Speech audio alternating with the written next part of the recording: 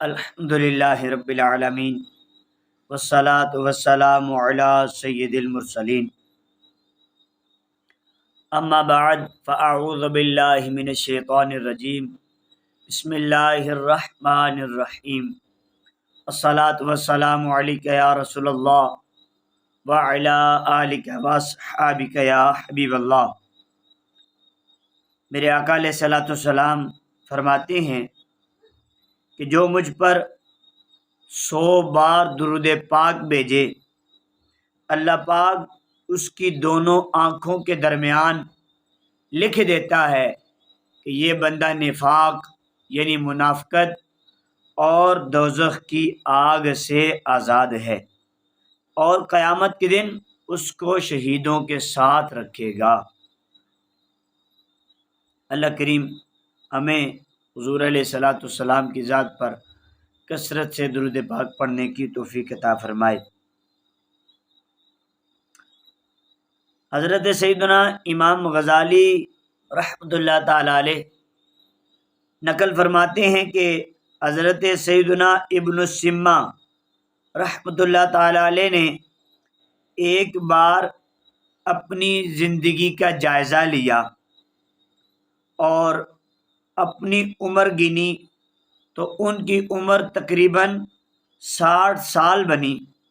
جب ان 60 سالوں کو 12 سے ضرب دیا تو 720 مہینے بنے۔ جب 720 مہینوں کو مزید 30 کے ساتھ ضرب دیا تو 21,600 بنا، یعنی کہ آپ رحمۃ اللہ تعالیٰ علیہ کی زندگی کے جو دن تھے وہ 21,600 تھے۔ اب آگے سنیے کہ آپ رحمۃ اللہ تعالیٰ علیہ نے اپنا جائزہ کیسے لیا۔ اس میں ہمارے لیے بھی بڑا سبق ہے، کاش کہ ہم بھی اپنا جائزہ لینے والے بن جائیں، اپنا حساب کرنے والے بن جائیں۔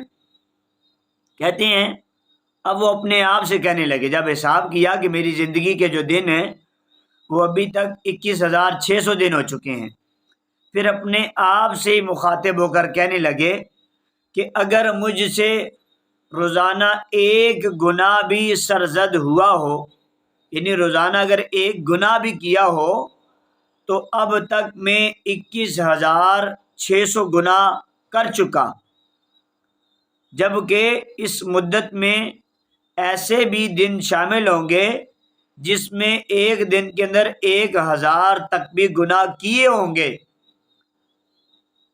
یہ کہنا تھا کہ اللہ کے خوف سے لرزنے لگے، پھر یکایک ایک چیخ ان کے منہ سے نکل کر فضا کی پہنائیوں میں گم ہو گئی اور آپ رحمۃ اللہ تعالی علیہ زمین پر تشریف لے آئے، یعنی گر گئے۔ دیکھا گیا تو آپ رحمۃ اللہ تعالی علیہ کی روح جسم سے جدا ہو چکی تھی۔ اللہ اکبر۔ اب غور فرمائیے میرے آقا کے غلاموں کے اللہ کے ولی کس طرح اپنا محاسبہ کیا کرتے تھے، اپنا جائزہ لیتے تھے، اپنی زندگی کا حساب کرتے تھے، حتیٰ کہ وہ تو اکثر نیکیوں میں مصروف رہتے تھے لیکن پھر بھی اپنے آپ کو گناہگار تصور کرتے تھے۔ حالانکہ ان کی شان تو یہ تھی کہ ان سے کبھی مستحبات بھی ترک نہیں ہوتے، اور اگر ہو جائیں تو اس کو بھی برائیوں میں جانتے تھے، نفلی عبادت میں کمی کو بھی جرم تصور کرتے اور بچپن کی خطا کو بھی گناہ شمار کرتے، حالانکہ نابالغی کے گناہ لکھے نہیں جاتے۔ چنانچہ ایک مرتبہ حضرت سیدنا عتبہ غلام رحمۃ اللہ تعالی علیہ ایک مکان کے پاس سے گزرے تو کانپنے لگے اور پسینہ آ گیا۔ لوگوں کے پوچھنے پر بتایا کہ یہ وہ جگہ ہے جہاں میں نے چھوٹی عمر میں گناہ کیا تھا۔ اب میرے آقا کے غلاموں ذرا غور فرمائیے کہ اللہ کے ولی حضرت عتبہ غلام رحمۃ اللہ تعالی علیہ اب بچپن میں جو خطا ہوئی تھی، جس جگہ پر وہاں سے گزرے تو کانپنے لگے، پسینہ آ گیا. لیکن ایک آج ہم ہیں کہ جو گناہوں کی دلدل میں ڈوبتے چلے جا رہے ہیں، اور آج ہم اپنا محاسبہ نہیں کرتے، اپنا حساب نہیں کرتے. ہم حساب کرتے ہیں دنیاوی معاملات کا. کوئی کام کر رہا ہے، کاروبار کر رہا ہے، اس کا ڈیلی شام کو حساب کیا جاتا ہے. لیکن یہ حساب نہیں کرتے کہ میری زندگی کے 25 سال گزر چکے، میری زندگی کے 50 سال گزر چکے، اور وہ میں نے 50 سال اللہ کی نافرمانیوں میں گزار دیے. ان 50 سالوں میں میری کتنی نمازیں قضا ہوئیں، ان 50 سالوں میں میں نے کتنے روزے نہیں رکھے، ان 50 سالوں میں میں نے کتنی رب کی نافرمانیاں کی. ہم یہ حساب نہیں کرتے، ہم اس کو بھول بیٹھے. حتیٰ کہ دنیاوی حساب کرتے، دنیاوی حساب کرتے. کاش کہ ہم اپنا اعمال کا حساب کرنے بھی لگ جائیں، روزانہ اپنا حساب کریں کہ ہم نے کیا کیا آج تک، کتنی نافرمانیاں کی، کتنے گناہ کیے. تو پھر ہمارا یہ ذہن بنے گا کہ ہم نے گناہوں سے توبہ کرنی ہے، بچنا ہے. اب ذرا سنیے کہ حضرت سیدنا فاروق اعظم رضی اللہ عنہ یہ بہت بڑی شخصیت ہے. حضرت صدیق اکبر رضی اللہ عنہ کے بعد سب سے افضل سیدنا فاروق اعظم رضی اللہ عنہ ہے. لیکن یہ بھی روزانہ اپنا حساب فرمایا کرتے تھے. حتیٰ کہ ان کی شان تو یہ ہے، میرے آقا کریم نے فرمایا میرے بعد کوئی نبی نہیں ہے، اگر ہوتا تو عمر ہوتا. یہ وہ عمر ہیں جن کی وجہ سے اسلام کو عزت ملی. میرے آقا نے فرمایا عمر فی الجنہ، عمر جنتی ہے. لیکن روزانہ اپنا حساب کیا کرتے تھے، اور جب رات آتی نا تو اپنے پاؤں پر درہ مار کر فرماتے کہ بتا آج تو نے کیا کیا کیا ہے. کاش ہم بھی اپنا محاسبہ کرنے والے بن جائیں. ایک اور مقام پر یہی سیدنا فاروق اعظم رضی اللہ عنہ، ان کو ایک باغ کی دیوار کے قریب دیکھا گیا. ایک باغ کی دیوار کے قریب سیدنا فاروق اعظم کو دیکھا گیا تو فاروق اعظم رضی اللہ عنہ اپنے نفس سے فرما رہے تھے، اپنے آپ سے فرما رہے تھے. کہتے ہیں واہ، تجھے لوگ امیر المؤمنین کہتے ہیں. پھر بطور عاجزی فرمانے لگے اور تو وہ ہے کہ اللہ سے نہیں ڈرتا.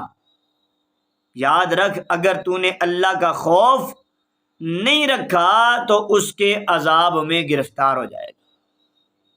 یہ فاروق اعظم رضی اللہ عنہ اپنا حساب کرتے تھے. اب یہ ان کا اس طرح اپنے نفس کو ملامت کرنا، اپنے نفس کو سمجھانا، یہ ہماری تعلیم کے لیے بھی تھا. کاش ہم اس کو بھی فالو کرتے. حتیٰ کہ ایک موقع پر حضرت سیدنا فاروق اعظم رضی اللہ عنہ نے ارشاد فرمایا اے لوگو، اپنے اعمال کا اس سے پہلے حساب کر لو کہ قیامت آ جائے اور ان کا حساب لیا جائے. اس سے پہلے حساب کر. اب دیکھیے کہ اللہ کے ولی کس طرح اپنے آپ کو گناہوں سے بچاتے تھے، کتنی کوشش کرتے تھے اپنے آپ کو گناہوں سے بچانے کے لیے. حتیٰ کہ ہم تو راستے ڈھونڈتے ہیں گناہ کرنے کے، ہمیں کوئی موقع ملے تو ہم چھوڑتے نہیں ہیں، اور ہم راستے بناتے ہیں، موقع بناتے ہیں رب کی نافرمانیاں کرنے کے. لیکن اللہ اکبر، بہت بڑے عالم اور تابعی بزرگ حضرت سیدنا احنف بن قیس رضی اللہ عنہ رات کے وقت چراغ یعنی دیا ہاتھ میں اٹھا لیتے اور اس کی آگ پر اپنا انگوٹھا رکھ کر اس طرح فرماتے کہ اے نفس، تو نے فلاں کام کیوں کیا اور فلاں چیز کیوں کھائی، یعنی اپنا حساب کرتے کہ اگر میرے نفس نے غلطی کی ہو تو میں اپنے نفس کو تنبیہ کر سکوں، ڈرا سکوں کہ یہ جو چراغ کی آگ ہے، حتیٰ کہ یہ آگ جہنم کی آگ کے مقابلے میں بہت ہی ہلکی ہے، پھر بھی اے نفس تو اس آگ کو برداشت نہیں کر سکتا، تو پھر بلا تو جہنم کی آگ کو کیسے برداشت کرے گا؟ ایسے ہمارے اسلاف اپنے آپ کو ڈراتے تھے، اپنے نفس کو سمجھاتے تھے۔ ایک اسی طرح بزرگ تھے، ان کے گھر میں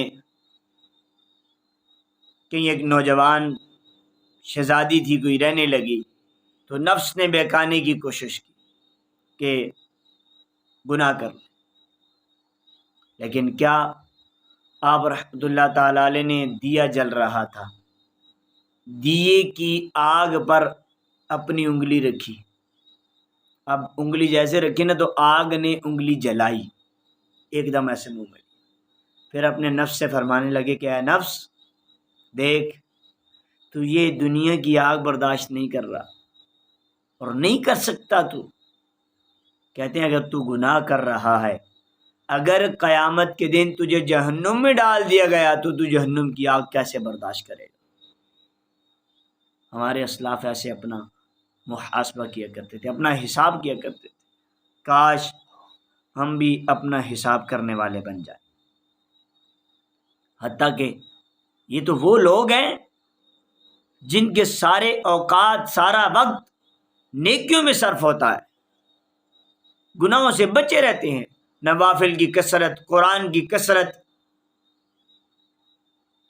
یہ ہر وقت نیکیوں میں مصروف، لیکن پھر بھی اپنا حساب کیسے لیتے تھے، اپنا جائزہ کیسے لیتے تھے، کیسے اپنے آپ کو رب سے ڈراتے تھے اور جہنم کی آگ سے کیسے اپنے آپ کو ڈراتے تھے۔ اب ہم اپنا ذرا غور کر لیں، ہم تو وہ ہیں، وہ تو نیک لوگ تھے پھر بھی اپنا حساب کرتے تھے، لیکن ہم سر سے لے کر پاؤں تک گناہوں کی دلدل میں ڈوبے ہوئے ہیں۔ آخر کون سا گناہ ایسا ہے جو ہم نہیں کرتے؟ نیکیاں ہم سے نہیں ہو پاتی، اور اگر ہو بھی جائیں تو اخلاص کا دور دور تک کوئی پتہ نہیں ہوتا، بلکہ اپنے نیک اعمال لوگوں کو سنا کر ریاکاری کا شکار ہو جاتے ہیں۔ ہمارا نامہ اعمال نیکیوں سے خالی اور گناہوں سے بھرتا جا رہا ہے، لیکن افسوس ہمیں اس کے برے نتیجے کا کوئی احساس نہیں، اور اس پر ترا یہ کہ ہم اپنے آپ کو بہت عقل مند گمان کرتے ہیں، اور اگر ہمیں کوئی بیوقوف یا کم عقل کہہ دے تو ہم تو اس کے دشمنی ہو جائیں گے۔ لیکن اب آپ ہی ذرا بتائیے کہ اگر کسی مفرور مجرم کی پھانسی کا حکم نامہ جاری ہو چکا ہو، پولیس اس کو تلاش کر رہی ہو اور وہ گرفتاری سے بے خوف آزادانہ گھوم رہا ہو، تو کیا اس کو عقل مند کہیں گے؟ ہرگز نہیں، ایسے آدمی کو لوگ بیوقوف ہی کہیں گے۔ اس لیے میرے آقا کے غلاموں، جسے بتا دیا گیا ہو کہ جس نے جان بوجھ کر نماز چھوڑی، اس کا نام جہنم کے اس دروازے پر لکھ دیا جاتا ہے جس سے وہ جہنم میں داخل ہوگا، اور یہ بھی خبر دے دی گئی ہو کہ جو ماہ رمضان کا ایک روزہ بھی بغیر کسی شرعی وجہ وہ مرض کے قضا کر دیتا ہے تو زمانے بھر کے روزے اس کی قضا نہیں ہو سکتے، اگرچہ بعد میں رکھ لیں بغیر کسی مجبوری۔ لیکن آج ہم نمازوں سے دور، نیکیوں سے دور، رمضان المبارک میں ہم روزے نہیں رکھتے، اور ہم کہتے ہیں جی اللہ بڑا کریم ہے، معاف فرمانے والا، اس میں کوئی شک نہیں، میرا رب بڑا کریم ہے، لیکن یہ بات یاد رکھیے گا، رب قہار بھی ہے، جبار بھی ہے۔ جہاں اس کی کریمی ہے نا، وہاں اس کا غضب بھی ہے، اس کو بھول نہ جانا۔ اب اس کریمی کے اس میں آ کے گناہوں کی دلدل میں پھنستے نہ چلے جانا، بے باک ہو کر گناہ نہ کرتے چلے جانا، کہیں ایسا نہ ہو کہ یہی ہماری آخرت تباہ ہونے کا سبب بن جائے۔ اب ذرا مجھے ایک بات بتائیے، اللہ بڑا کریم ہے، کرم فرمانے والا، کوئی شک نہیں، اس میں شک کی گنجائش ہی نہیں، اور ہم یہ بات کر کے اپنے آپ کو نمازوں سے چھٹی دے دیتے ہیں، نیکیوں سے چھٹی دے دیتے ہیں، بھائی نہیں کرنا۔ تو مجھے بتائیے، کیا اللہ کریم ہے یہ صحابہ کرام کو نہیں پتا تھا؟ اللہ کے ولیوں کو نہیں پتا تھا اللہ کریم ہے؟ وہ ہم سے زیادہ جانتے تھے، لیکن کیا انہوں نے نمازیں چھوڑی؟ کیا انہوں نے قرآن کی تلاوت چھوڑی؟ کیا انہوں نے نیکیاں کرنی چھوڑی؟ نہیں، وہ پھر بھی نمازیں پڑھتے رہے، قرآن پڑھتے رہے، نیکیاں کرتے رہے، خود گناہوں سے بچتے رہے، دوسروں کو بچاتے رہے۔ آج ہم بھی اس طرف آئے، پھر انشاءاللہ دنیا آخرت میں کامیابی ہوگی۔